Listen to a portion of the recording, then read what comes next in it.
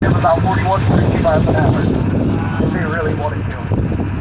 I mean, keep in mind that these guys, specifically the ones here, never have to, right? These guys are allowed to get back.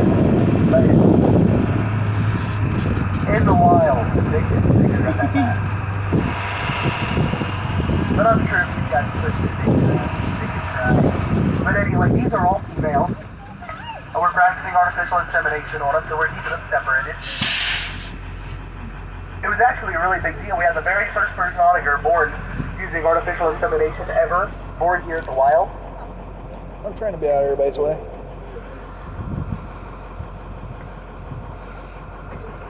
And these guys are just donkeys. They do a form of social grooming that's kind of common among wild equine, where if they see something on another donkey they know does not belong there, they'll just walk over and just bite it off of them. You know, so if you look at their coats, they're growing their winter coats out, but it does kind of look like they're a little bit mangy, like they're missing tons of fur. And that's just from each other scratching each other's backs, stuff like that. And since they are all female, they're all mares out in the field together, and it's getting cold, so if you see a hoof on somebody's bite, that's normal. It just happens. They get mad at each other.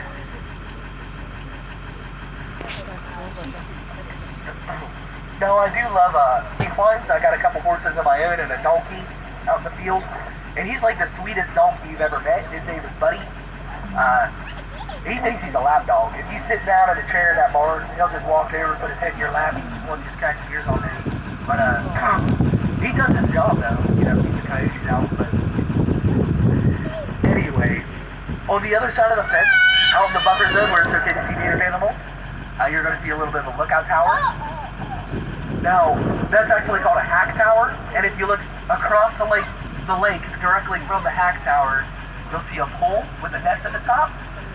Now that is an osprey nest. This is our osprey reintroduction site for the state of Ohio, one of many. And osprey do it especially well here.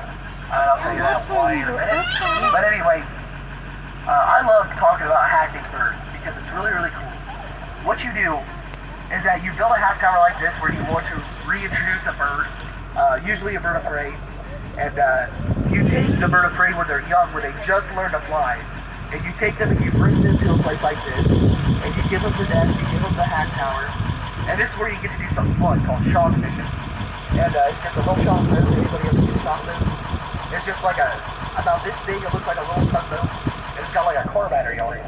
And you just run an electric current through the water, and then all the fish pop up, and you just catch a bunch of fish at once. Anyway, yeah, it's really fun. But anyway, that's how you feed them, and then you just feed them with a hack tower, and they'll fly over and get the fish, and then eventually you weed them off the hack tower, and then they learn to come for themselves, and then that osprey meets another osprey, and they have little ospreys, and those little ospreys move to another lake. So, and they do really well here because we have over 100 lakes at the Wilds. They're just all over the place. They love it.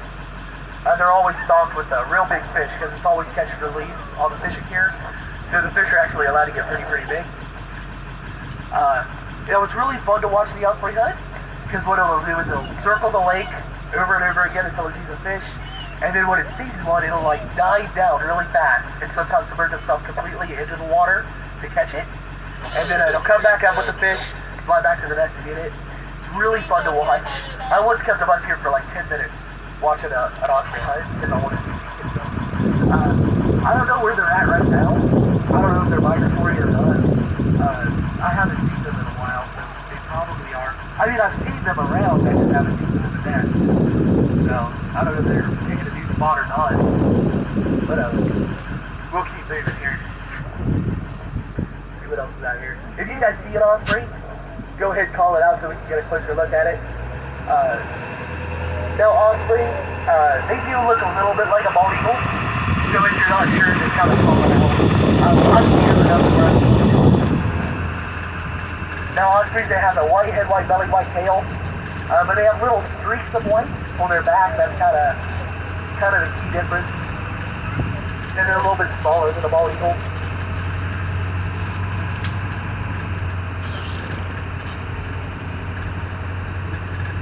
That's Jeffrey Point, isn't it? What is it? That's Jeffrey Point, isn't it? Jeffrey Point? You can get to that over the road. I don't know what it's called. But Okay, yep, that's Jeffrey Point. yeah. Oh, there's something up there. I don't know if that's an eagle or not.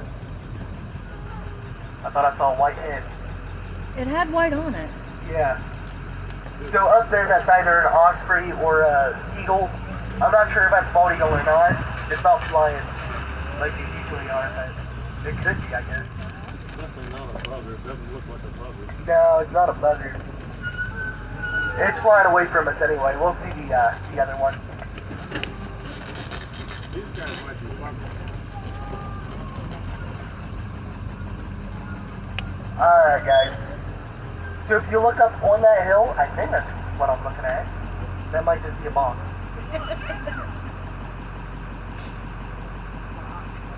Something there, yeah. Again, these do not work. I don't know why I keep using them. Anyway, I'm pretty sure that is one of our American bison. Now the herd is probably, if that's what it is, it's probably over on the other side of the hill. But anyway, the American bison, it's a long history, the American bison. Really long and interesting history. Not enough time to cover it right now, but they were hunted almost to extinction for a lot of reasons.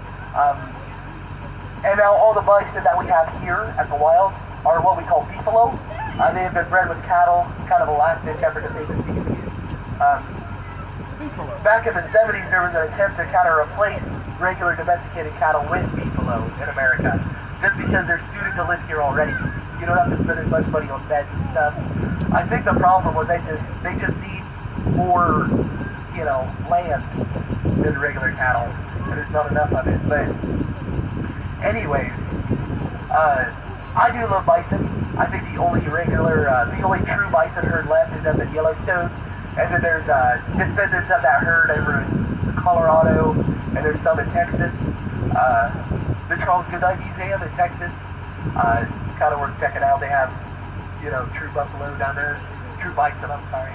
But the only reason I remember Charles Goodnight is because, like, his wife had the same last name as my family, and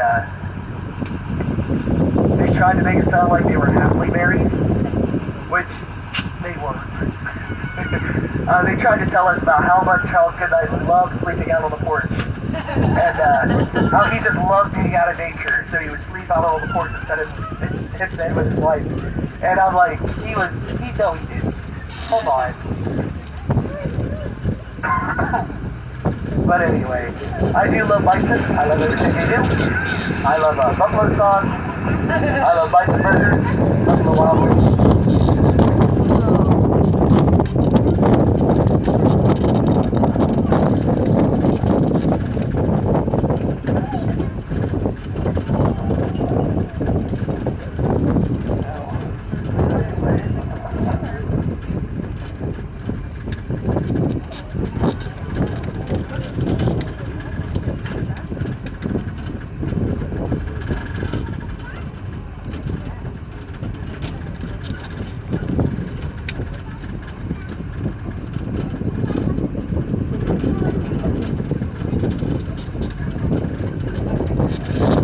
Okay, so you guys see this little, kind of dark greenish plant, this little bush? These ones that's kind of got the white blossoms on the top of it. Okay, this is autumn olive. It's an invasive species here in Ohio, and we usually do our best to get rid of invasive species. It's just hard to do that in pasture, so, you know, so we don't disturb the animals. So we just kind of leave it in here. And it's kind of a plus side because some of the animals in here will actually eat them. They actually find it really, really delicious. They'll even see these little trails, they'll run little trails into them. And it does get everywhere. Here we are. I'm so glad to see them. There's something I want to talk about.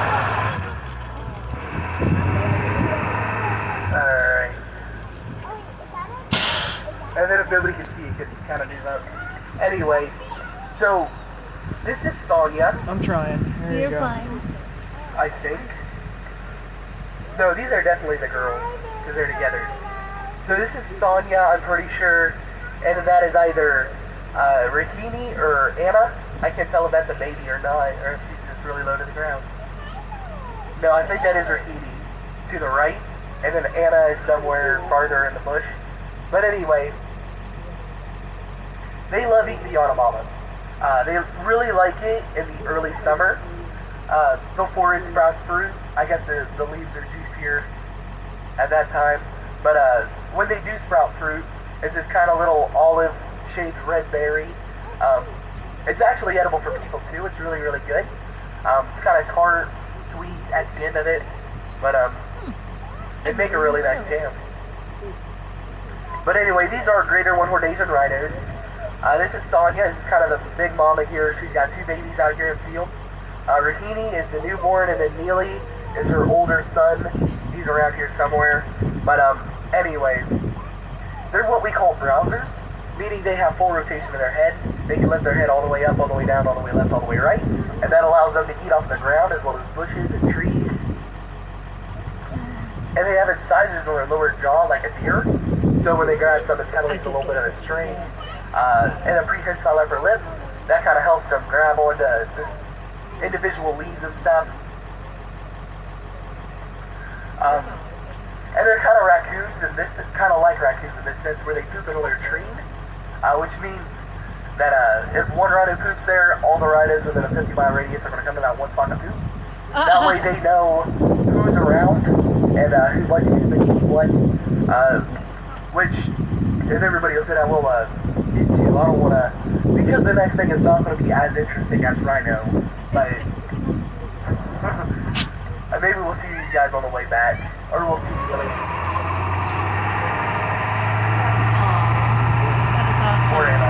We didn't get to see them the last time we were here. That's cool. No, they were too far away last time. Okay. So, yeah, like I said, it's not going to be as interesting as a rhino, Oh my but... gosh. That's rhino food, man. So... Oh, I cannot stand up. Yeah, this is a rhino latrine. Now raccoons, what raccoons will do is that raccoons will find a tree to poop under, and then every raccoon ever is going to come to that one tree to poop. And what the purpose of this is so the rhinos have very, very bad eyesight, right? They cannot see very well, so they have to leave all behind all the information they're missing in the poop.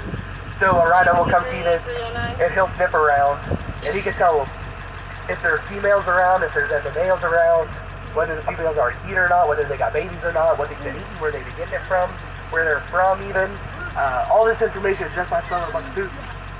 And I mean, I work at a daycare, and I got horses. I come across a pile of poop every day of my life. And not once have I ever thought to myself, I would love to be able to sniff this and know it's different. But I guess if you're in the wild, it's important to know that information. Now, a funny story, I like this pile of poop specifically because a few years ago, animal management gave Sonia some pumpkins just as a treat, and she ate the pumpkins, but the seeds didn't digest. So when she went and dropped trout a couple hours later, she planted a pumpkin patch, and now every year in pasture, a pumpkin patch grows, and you can see the pumpkin. I got mad because I want to see how far it was going to get, but somebody kicked it off the vine, and it's all the way down to that bush. You just kind of barely see a little green soccer ball, you know? Yeah. Didn't even get a chance to get more yet, but yeah, a little bit. But we'll see it next year. Probably in the same spot. I don't know, the first time that I noticed it, because I always wondered, because I see these weird plants just poking up here that's not poking up everywhere else, and I wondered if this was going to be the pumpkin patch all year. And then I got really excited when I finally saw the gourd growing, and you know, but it was really, really small, smaller than it should have been. There's the other one. Yeah, there they are. Oh, there's the other one. That's Neely. That is 100% a male. They're all hanging out down here today. How much is supposed he weighs? Well, I can't tell you about Neely specifically, but they could get them up to about 2,500. Yeah. A ton. Wow. Yeah. Get a pet detective in that one. Oh yeah. No, you have no idea how many times I make that joke. But anyway, yeah, he's not even fully grown yet. He's still kind of young. The full-grown male, his name is Subaru. He's in the barn right now, but he's way bigger. He's huge. You gotta with his head turned towards us. Cool. Good job. Good job. Anyway, it looks like they're kind of wearing plated armor, and that's really, really thick leather. It makes them almost indestructible to predators. It's kind of the whole thing where it's just too much work to take one down, so why bother? Not that I know of, no. There's nothing that would risk it, and something that would like bother with the calorie to take it down. It's more trouble than it's worth, honestly, because he's like bucking and trying to stomp on you, and you're trying to fight through that leather, you know. Plus, that probably could get through their horn. Oh yeah, no.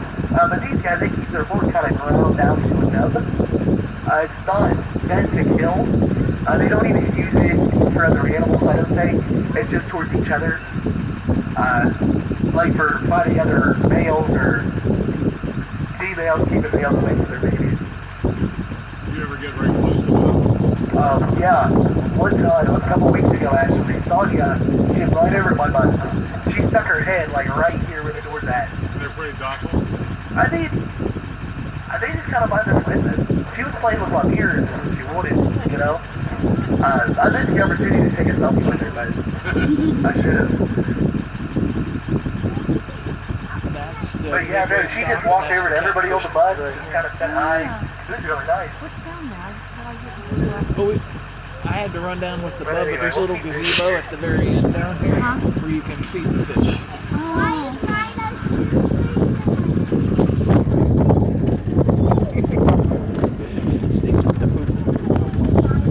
Yeah, there's a little, you can actually see the trail that goes down. Yeah, I can see it. Yeah, you can see it right there. Yeah. Carp. Catfish. I didn't see anything else. And we didn't bring anything down to feed them. But, yeah. Since we don't have kids and mom with us today, we might be able to wander down and actually do that. Oh, I see something over there. Oh yeah. Okay, guys. So all the way over there, it's kind of hard to see. It's just kind of over by himself. I'm not going to stop along and talk about it, but that is a Szechuan Tonkin. Now a Szechuan Tonkin is kind of like a goat antelope. That's the official name. It's kind of got characteristics from both. They're from the Himalayas. And I'll talk about them more when we can see them more clearly. But for right now, you guys know Beauty and the Beast, right? So Beast from that movie is based off of Szechuan Tonkin. Oh. So just kind of think about that. Sweet. I didn't know that. That's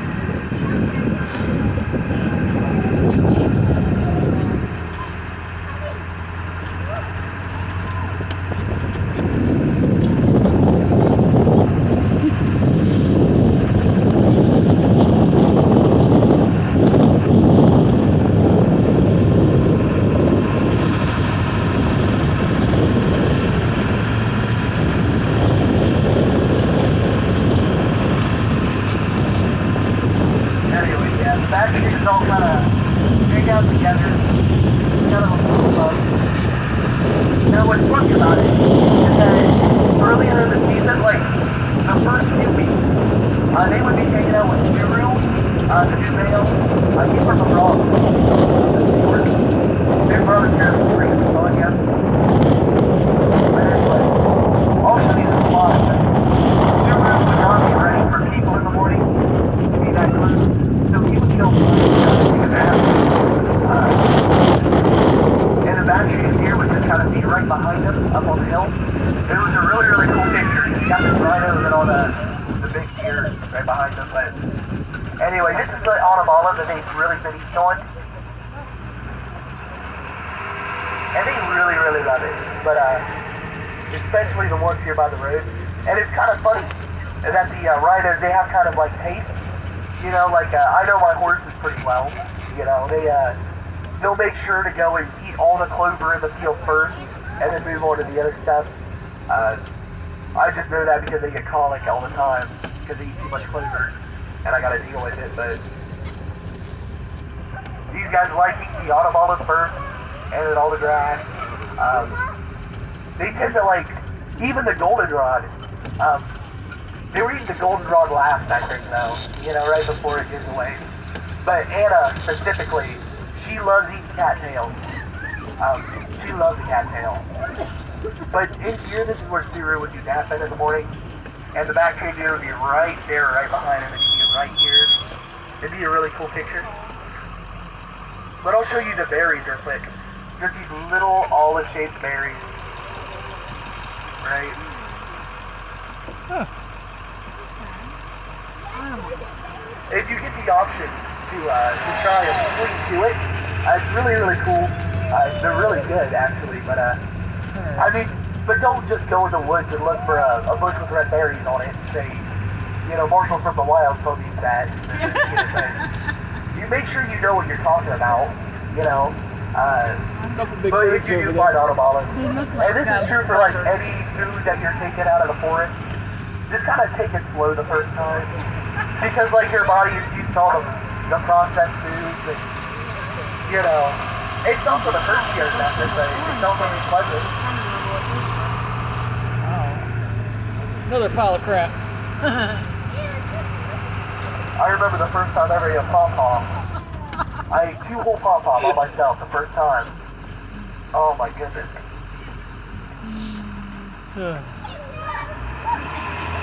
Nobody told me to slow down. I was mad at You them used to afterwards. get pawpaw when you were a kid, didn't you? Yes, pawpaws, yes. They're delicious. They are. Related to the banana. Yes. Don't taste like Down south they call it blue tea and a banana.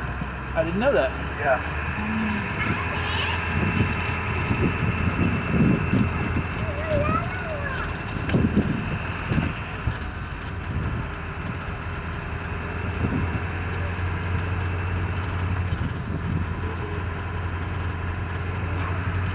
Yeah, guys, just kind of keep watching the trees.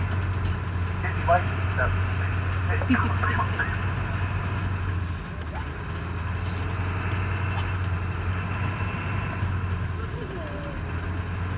Oh, we're not stopping. Okay.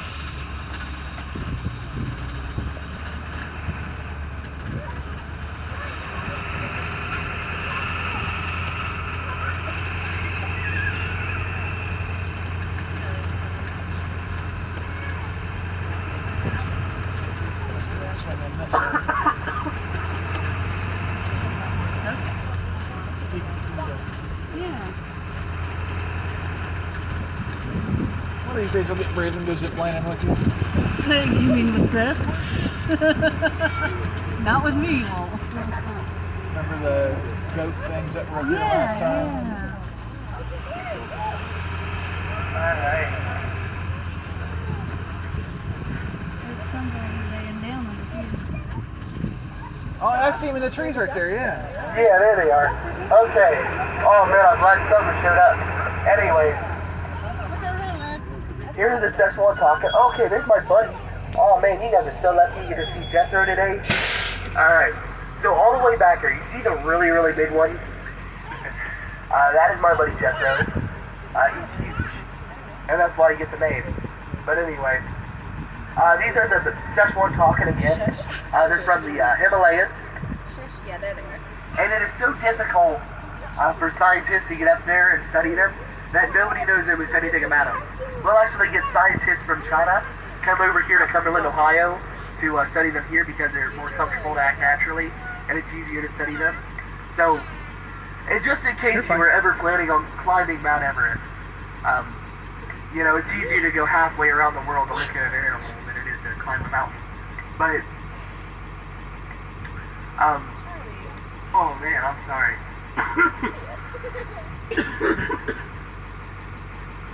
Funny story, when they first got here, you know, we were really, really excited because there's an animal that is completely unknown, almost.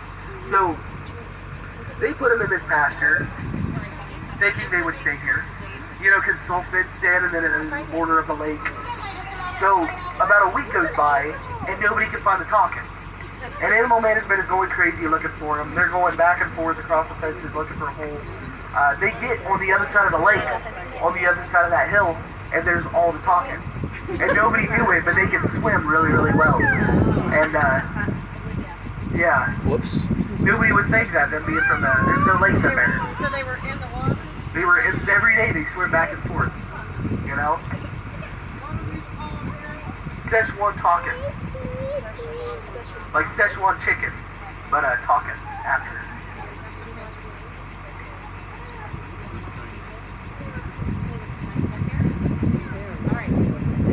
Now, one of my bosses was telling me a story back when Lake Trail was still open. They were over at Lake Trail and a Tonkin was coming from the ID near the electric fence. Well, while he had his head down, one of his horns had broken the wire, the electric wire, so the fence turned off. And he started climbing the fence, eating the ivy, which could be an issue, because the Tonkin could be aggressive, right? You know, you're not going to, like, I don't know, Crocodile Dundee tame them, you know? But, no, it can be dangerous. These guys, don't let the size fool you. These guys have no problem jumping 5 feet straight up in the air. Under all of that fur, it's all muscle. So, they're used to that rocky habitat. And even when the dock was open, we would have to shut it down sometimes because the Tonkin would be too close to the dock. And then if you make a match somehow, he could jump up there and get you. I was down there one time, and there were these old people following me. And so I'm down there with them. I'm talking to them about the swans and the bald eagle. And for no reason at all, nothing set them off, just 3 full-grown male Szechuan Tonkin came charging at the dock. You know, just mad as can be. And so I push him off the dock, and I say, nobody goes on the dock. I said, don't let anybody on the dock. And then I run up the hill, because I don't know what I was supposed to do, right? And they told me just to, like, close it off and don't let anybody on there, but it was pretty fun for a little bit. You know, it's kind of cool.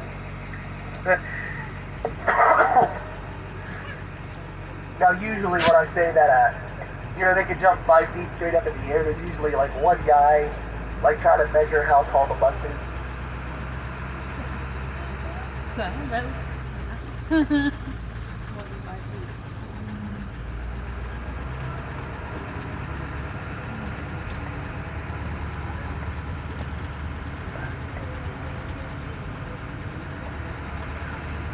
Okay, so now what we saw earlier probably was a bald eagle, but right up here, you see the nest. Now that nest isn't even finished yet. By the end of the, when it's done, it's going to be about 4 feet wide, because those bald eagle babies can get pretty big, you know, before they leave. So there's 2 of them right now somewhere. They're hunting different places. Now I got to see some of their favorite places. They're not there right now. I see a duck. Yeah. I don't know why I keep trying. It's not like I'm going to see anything, but I just want to... Yeah, it still doesn't work. We need to remember These are binoculars. horrible. I have actual, like, foldable cardboard binoculars. I need to remember to bring them, but I'm trying to look at the feathers.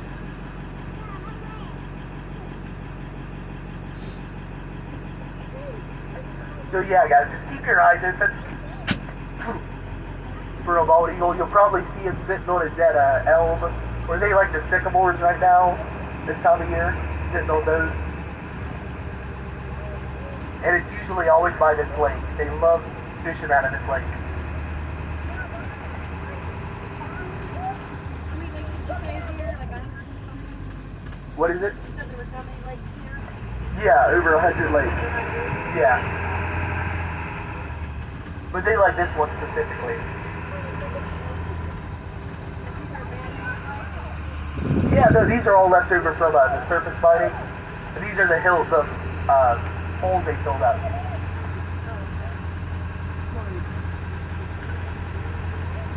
Oh, there's another little nest right there in that tree.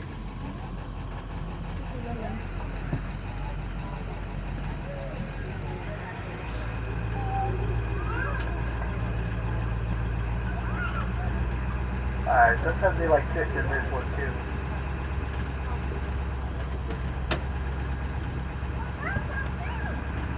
Alright, anyway, we're going to be here all day looking for a bald eagle. Honestly, I could do that all day, but you guys came to learn about other animals. So, we're going to keep it moving on.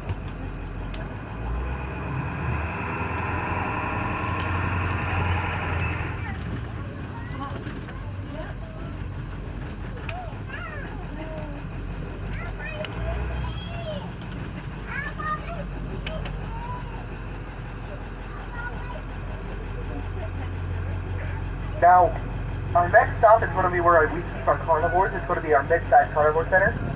Sweet. So we are moving out of pasture. You know, just because it is a good idea not to have your herbivores and carnivores right next to each other. Again, taking lessons from Jurassic Park.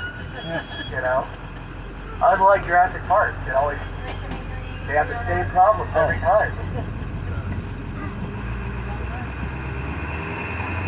They just make bigger mistakes. Yeah. Yeah, well, yeah. Eventually they'll get tired of making sequels. Anyway, over at our mid-sized carnivore center, we are going to have gnolls, we're going to have African native dogs, and we are going to have cheetahs. Cheetah. Now, gnolls, when I talk about a gnoll, a lot of people don't know what I'm talking about.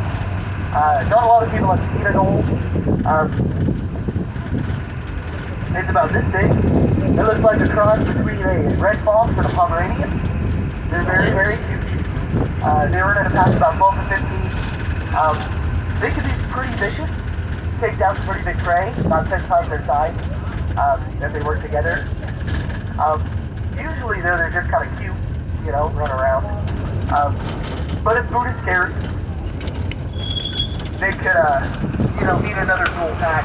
It's called a super pack, which is about 30 gnolls, and then they can take down whatever they want to, I guess, you know. But, the gnolls in here are really, really cute. They're really playful. They're very photogenic. It's like they know you're taking a picture. I've seen them pose for people before, I promise.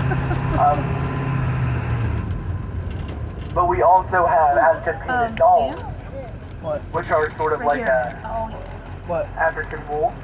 bug. What bug? Right there. I don't know what bug you're Oh, look pointing at that. Okay, no, don't be scared. Because that is a, That's what I was that's trying to show actually a you. fly. Oh. Yeah. No, that is a fly. That thing is huge. Okay. Yeah, it looks like a bee, and that's on purpose. Oh, it is? Your hands on it. Oh. Get out of my hair. There he is. But anyway, yeah, no, he is a fly. It's just kind of, I'm a bee, I will sting you if you eat, sort of thing. Okay. Yeah, but he's actually not going to sting, you know, because he doesn't have a stinger. Just something really, really cool. I can't remember what the name is, but really interesting. Not to give you guys an entomology lesson in the middle of everything, but I've got entomology next year, so I'm preparing, right? African painted dolls. Yes. So, these are a lot like wolves. They look like German shepherds with rounded ears. They're also very cute. But they are extremely vicious. A lot of people think of them as mindless killers. But they're actually really, really smart. They're very empathetic towards each other as well. They have been known to let the sicker and older dogs eat ahead of them, or actually bring them meat if they can't get up. So, they're very interesting animals. They have a very strong sense of family, a very strong sense of teamwork, a strong pack mentality. Even when they're hunting, they run in a very distinct arrow-shaped pattern, you know, wherever they're going, with the alpha dog on foot. And then once he gets a little bit tired, he kind of falls back, let somebody else go ahead of him. So what'll happen is that there are two alphas, an alpha male and an alpha female, and those are the only two dogs allowed to breed. So it is just like a big giant family. That way everybody listens to each other and, you know, they have a deeper connection, I guess. And it's because of that connection, because of that sense of family, sense of teamwork. They have a very, very high hunting percentage. Hunting success rate, I should say. It is about 80 to 90%. So 80 to 90% of the time they kill something and are also able to eat it. So they do pretty well. And they have a pecking order just like everybody else. It's really fun to watch. Sometimes they put like, in the summer, they would put a frozen block of blood out for the lick, and they would hang it off of the little platform they got, and you can tell which ones got to eat first, because the ones who got to eat first would take turns. You know, there would be one who goes up, licks it for a while, and then he'll lay down, the other one will get up and lick it for a while, and then once those ones are done with it completely, everybody else, all the other dogs will come in like a swarm, and then they'll fight over it and stuff. Hey, really, really interesting to watch. But cheetahs, on the other hand, are not so good at hunting, you know, which is surprising. A lot of people would think a cheetah is one of the more proficient hunters out there. Nothing goes faster than a cheetah. Cheetahs pretty famously run 70 miles an hour, but I don't know if you've ever been able to run 70 miles an hour before. It's very exhausting. And they can only do that for about 300 yards. And so, whether they kill something or not, they gotta lay down and take a little cat nap afterwards. And it's while they're taking them naps that usually another animal can come along and take their kill from them. So they have to work a lot harder to get a deal. Their hunting success rate is only about 50%. So they might have to go on several hunts in order to get something.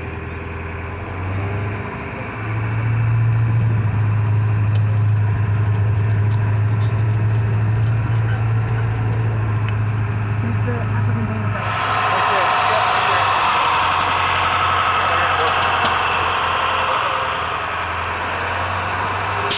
Now those spots, every dog has their own set of spots. It's like a thumbprint, or the stripes on a zebra. Now I'll drop you guys off right here at this pavilion. And when you guys are done, if I'm not here yet, just wait for me back under this same pavilion. Now on your way up there, the African banded dogs will obviously be on your left. The cheetahs will be here on the right, and the bulls will be on the other side. We're going to have a while here. I'll let you guys know when it's about time to head back.